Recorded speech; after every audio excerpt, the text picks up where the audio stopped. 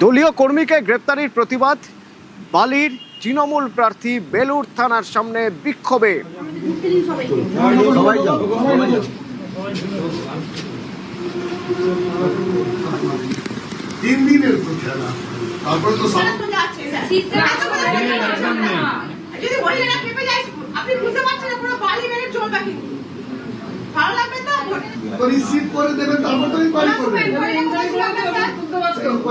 গতকাল বালি বিধানসভা এলাকায় টাকা উদ্ধারের গুজব রটে। বিজেপির স্টিকার লাগানো গাড়িতে টাকা থাকার গুজবে বিজেপি কর্মীদের মারধরের অভিযোগ। সেই মারধরের অভিযোগে 3 তৃণমূল কর্মী গ্রেপ্তার এবং তাদের গ্রেপ্তারের প্রতিবাদে বিক্ষোভ বালির তৃণমূল প্রার্থীর।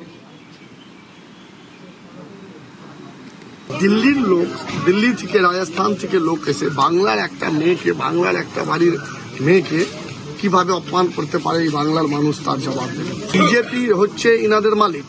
মানুষ প্রতিবাদ করেছে বিকালবেলা যে ভাই 6টা পরে বাইরের লোক কি করে বসে আছে। পুলিশের অবজারভারদের খারাপ লাগলো, যতদের অব্দি জবাব পাবো না কোথায় আছে আমাদের বুথের কর্মীরা, কেন তুলে নিয়ে গেছে।